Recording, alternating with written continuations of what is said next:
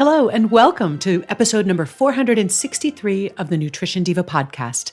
I'm your host, Monica Reinagel. Some popular diet trends are recommending that you eliminate all forms of oil from your diet, including oils that are often promoted as being healthful, such as olive oil.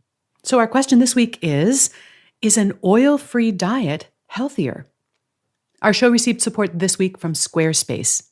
Do you have big plans for the new year? Well, Squarespace makes it easy to turn your idea into a unique website where you can showcase your work, your blog, or publish your content, even sell products and services of all kinds in just a few clicks. And there's nothing to install, patch, or upgrade ever. Head to squarespace.com for a free trial. And when you're ready to launch your new site, use the offer code DIVA and you'll save 10% off your first purchase of a website or domain. Nutrition Diva listener Joy recently asked about oil-free diets in a Facebook discussion that we were having. What do you think about the idea that oil is unhealthy and should be avoided? She wrote. I've noticed that some plant-based recipe blogs that I like highlight their oil-free recipes. And a doctor told me I should work on eliminating all oil, not fats, just oil, from my diet. If you haven't already done a podcast on this topic, please think about covering it. Your wish is my command, Joy. Let's take a closer look at some of the arguments against oil. One argument is that oil is processed and therefore unhealthy. Oils are generally extracted from whole foods. Olive oil is pressed from whole olives. Corn oil is pressed from corn, and so on. In the process of extracting the fat, valuable nutrients, such as fiber, are left behind. Oil is also much more calorie-dense than the whole foods that it's pressed from. Okay, this is similar to arguments that I've made against fruit juice. When we squeeze an orange, we remove the fiber and end up with a more concentrated source of sugar and calories. And we can also drink a glass of juice much more quickly than we can eat an orange, and that often leads to overconsumption.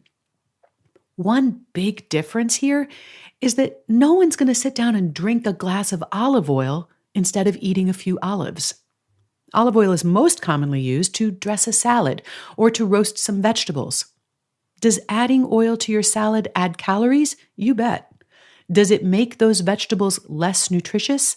Not at all. In fact, adding oil to your salad helps you absorb more of the nutrients in those vegetables.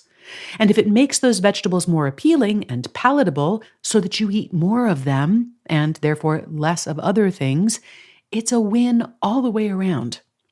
And that seems to be the case for Cheryl, who posted in our conversation, since I stopped limiting my olive oil years ago, I've eaten way more vegetables because they taste great with oil and not as great without it. I hear you, Cheryl.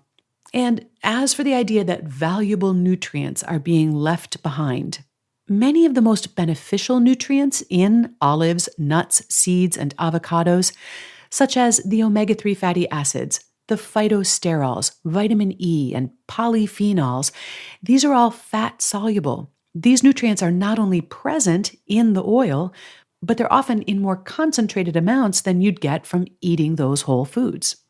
Another argument that's sometimes put forward for an oil-free diet is that consuming oil leads to weight gain. One of the websites that I reviewed promoting oil-free diets claims that, quote, oil has more calories per gram than any other food, and without any fiber or water in it, oil lacks the bulk to convey to your senses how many calories you've eaten, and this virtually guarantees that you will consume more calories at the meal than you need, end quote. It's absolutely true that oil is a concentrated source of calories, but I don't buy the argument that including oil in your diet or your meal will inevitably lead you to consume too many calories and gain weight. As I explained in my episodes on satiety and satiation, water and fiber do add volume to foods, which helps fill up your stomach. And that's one of the reasons that I encourage you to eat vegetables whenever you can. But fat can help you eat less through other mechanisms, by stimulating the release of gastrointestinal hormones that reduce the desire to eat, and by slowing down the absorption of carbohydrates from your meal, which leads to steadier blood sugar levels. Combining vegetables with their high water and fiber content with healthy fats, such as those found in olive oil, can be a winning combination in terms of nutrition, taste, and appetite control. The Mediterranean diet provides another counterargument to the claim that including oil in your diet will lead you to gain weight. This dietary pattern gets a large portion of its calories from fat in general and olive oil in particular. And yet, those who follow a Mediterranean diet pattern are less likely to be overweight than those who follow a standard American diet, which is somewhat lower in fat, and, by the way, also lower in vegetables. Whether or not oil is healthful or unhealthful depends a lot on the company it keeps. Potato chips, French fries, cakes, cookies, and other pastries contain a lot of oil, and these foods can definitely lead to excessive calorie consumption. But the oil is not what makes these foods so problematic. They also contain high amounts of salt, sugar, and/or refined white flour. If you're minimizing your intake of fried foods, refined grains, and added sugars, I'm not that worried about how much olive oil you're consuming. Some oils are healthier than others, but before we get into those details, let me also thank Stitch Fix for their support. Does this sound familiar? You spend all day at the mall and you end up with yet another striped t-shirt. Or you scroll endlessly online and then end up leaving everything in your cart. Well, now you can shop the productive way and end up with stuff you actually love with Stitch Fix.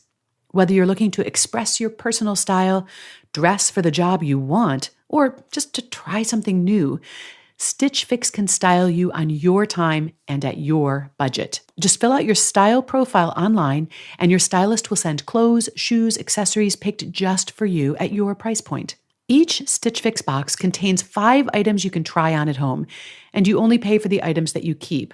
Stitch Fix covers the shipping both ways for returns and exchanges, and there's no subscription required. You can get your fix monthly, quarterly, or just whenever you feel like it. Get started now at stitchfix.com/diva, and you also get 25% off if you end up keeping all 5 items in your box. That's stitchfix.com/diva to try Stitch Fix today.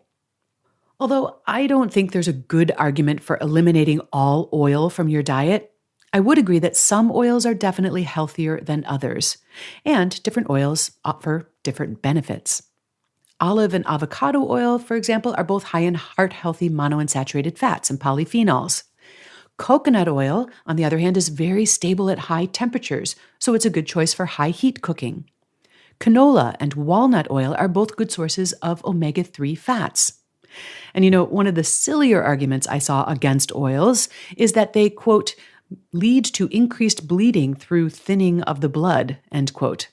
Well, this blood thinning action, which helps to lower the risk of blood clots and stroke, is one of the reasons that omega-3 fats lower the risk of heart disease.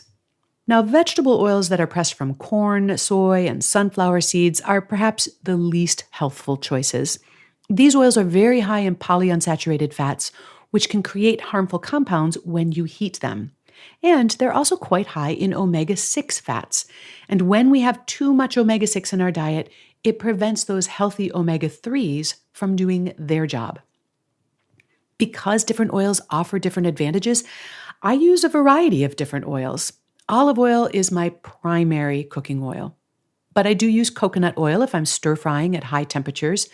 I might also choose coconut or walnut or toasted sesame or some other specialty oil for the specific flavor it contributes.